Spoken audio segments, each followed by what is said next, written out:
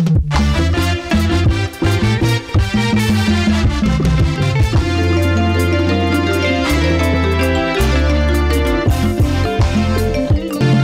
Satana ayebaki kufa na Yesu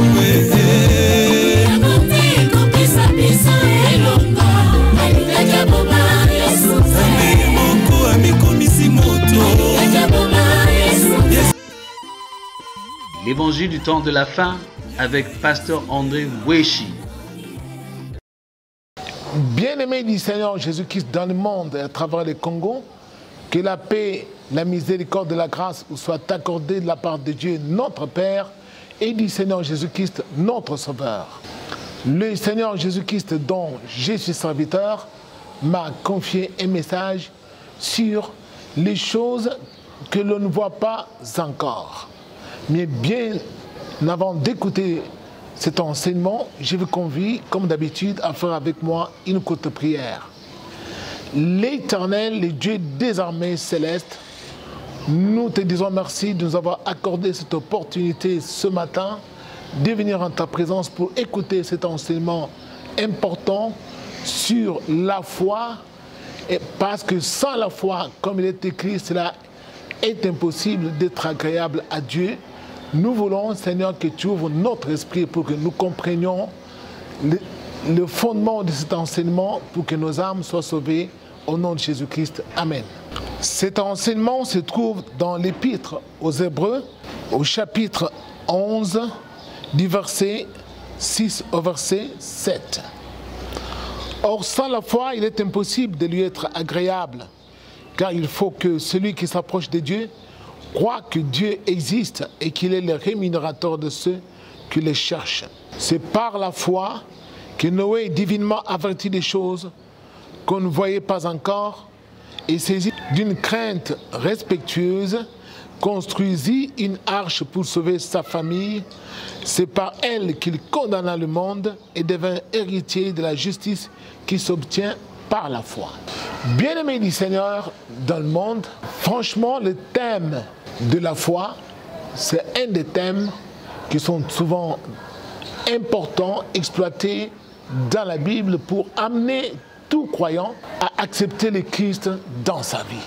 Car sans la foi, comme nous venons de le lire, il est pratiquement impossible d'être agréable à Dieu. Les fondements stipulent qu'il convient à tout celui qui s'approche de Dieu de croire d'abord que Dieu existe. Il existe et qu'il est le rémunérateur de tous ceux qui le cherchent. Alors cette foi, pour l'avoir, il y a des préalables. Parce que ce n'est pas facile si on n'a pas obtenu la grâce. Bien-aimés du Seigneur, le thème de la foi, c'est un des thèmes les plus importants que la Bible enseigne aux croyants pour savoir comment s'approcher de Dieu, obtenir la justice de la part de Dieu, cette justice que nous avons au moyen de la foi. Alors, sans la foi, comme la Bible vient de nous l'enseigner, il est dit clairement qu'il est impossible d'être agréable à Dieu et qu'il convient que celui qui s'approche de Dieu croit d'abord que Dieu existe et qu'il est le rémunérateur de tous ceux qui le cherchent. Parce que si nous ne croyons pas ces concepts de la foi, en nous, nous sommes perdus sur la terre. Parce que nous n'avons aucune espérance de la vie éternelle. Alors, c'est par la foi que nous sommes en mesure de nous approcher de Dieu et d'obtenir de lui les diverses grâces saintes qu'il a promises à ceux qui croient en son Fils Jésus-Christ. Alors, par cet enseignement aujourd'hui, nous allons découvrir comment il faut croire en Dieu. Prenons cet exemple que nous venons de lire, l'exemple de Noé. Noé, divinement averti par Dieu, des choses que l'on ne voyait pas encore, il avait cru. Et oui, c'est ça la foi. Parce que quand on lit la définition de la foi, on définit la foi comme une ferme assurance des choses qu'on espère et une démonstration des choses que l'on ne voit pas encore. Et c'est ça le comble, parce que les hommes sont habitués à croire à ce qu'ils voient, avec leurs propres yeux charnels. Mais quand c'est Dieu qui nous parle quand c'est Dieu qui nous annonce. Or, Dieu n'est pas charnel, Dieu est esprit. Alors, quand Dieu communique à l'homme, Dieu communique à l'homme en son esprit. Il ne communique pas à l'homme dans la chair, il le communique en son esprit.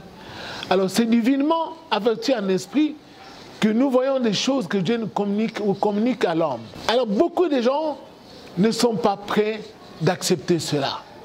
Parce qu'ils dissocient Dieu de leur corps, ils ne pensent pas que Dieu existe. Ils voudraient que Dieu ait la chair comme l'homme. Oh non, Dieu est esprit. C'est pourquoi quand on lit dans le livre d'Ésaïe au chapitre 46, là il est dit, sachez que c'est moi qui suis Dieu. Et moi, Dieu, j'annonce depuis les commencements ce qui doit arriver. Et j'annonce aussi ce qui n'est pas encore accompli. Et je suis en mesure d'accomplir tout ce que je dis. Pourquoi Dieu le dit-il? Parce que le Dieu est tout-puissant, tout simplement. Alors, depuis la nuit des temps, il y a toujours eu un débat entre les gens qui ont la foi en Dieu et ceux qui n'ont pas la foi en Dieu. Parce qu'ils voudraient entendre la voix de Dieu parler comme un homme. Or, Dieu n'est pas un homme. C'est nous que Dieu a créés à son image. Mais Dieu n'est pas un homme. Dieu est esprit.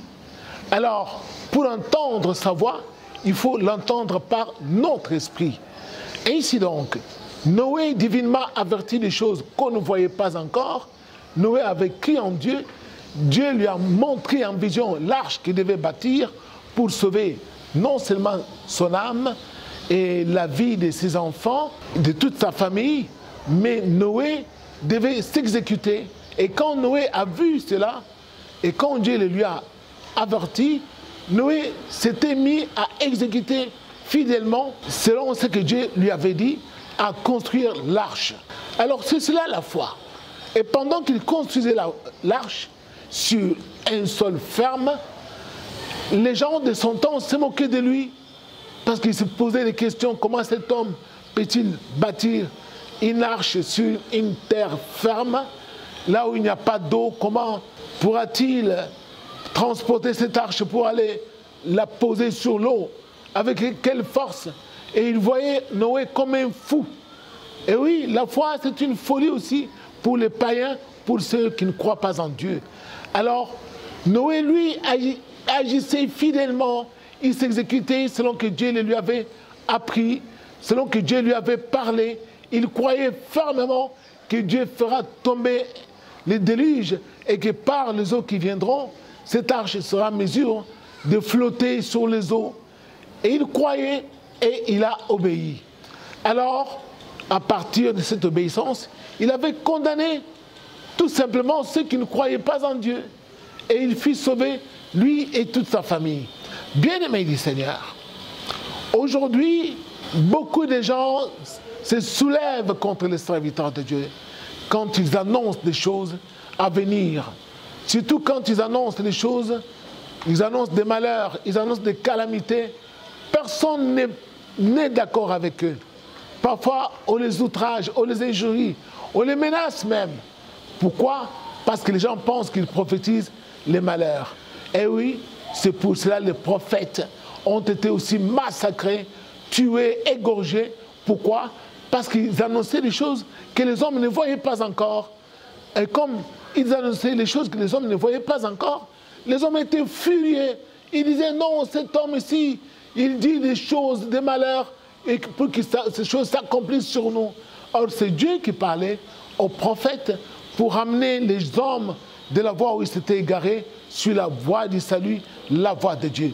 Souvenez-vous de Zacharie, qui était sacrificateur, qui était déjà avancé en âge avec sa femme Élisabeth, qui n'avait point eu d'enfant durant toute leur vie.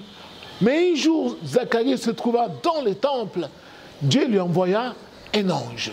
Et c'est alors l'ange lui dit, l'ange qui lui apparaît lui dit, voici ta femme Élisabeth enfantera un enfant, et cet enfant, tu lui donneras le nom de Jean.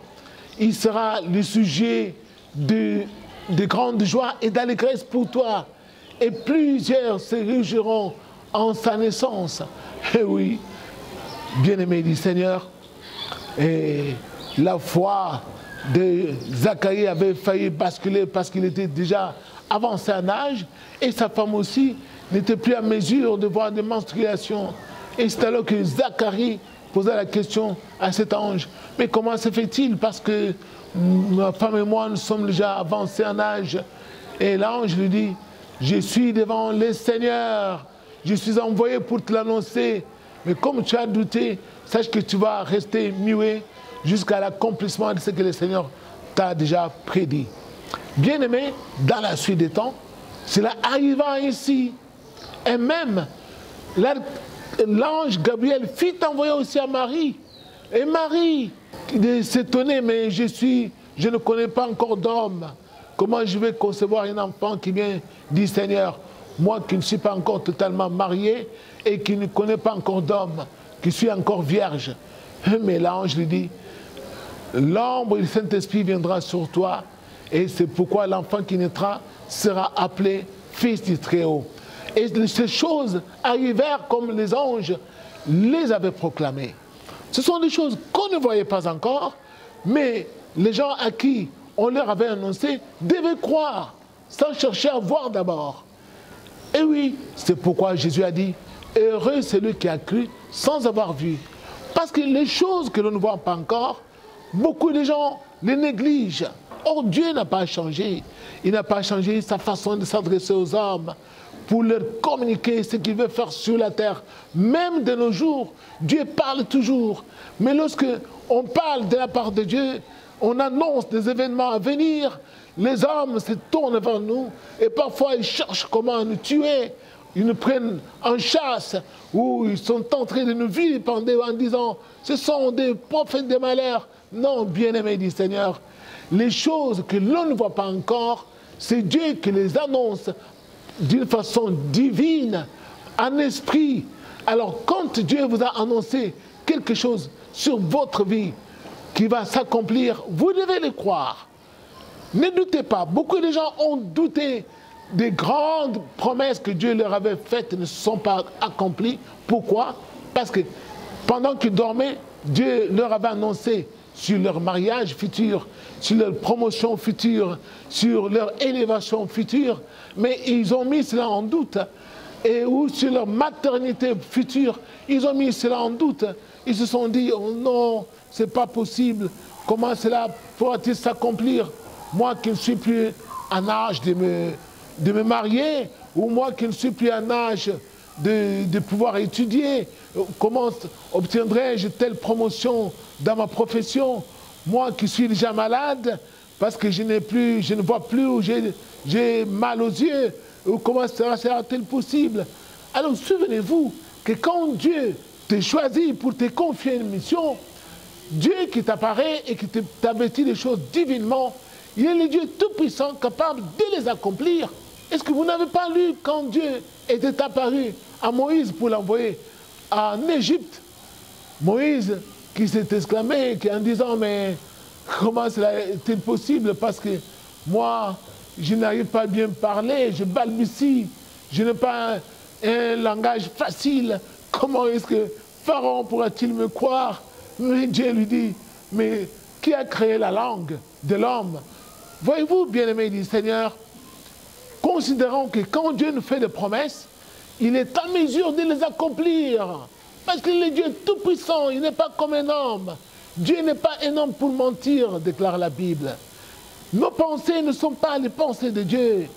Beaucoup de gens de nos jours ne croient pas du tout que notre Congo sera totalement libéré des envahisseurs. Ils ne croient pas du tout que ce pays sera rebâti par Dieu et que ce pays sera vraiment un grand pays où il fait bon vivre et que ce pays enseignera la justice aux nations et que ce pays enseignera la paix aux nations. Les gens ne croient pas du tout à toutes les promesses faites par Dieu dans la Bible.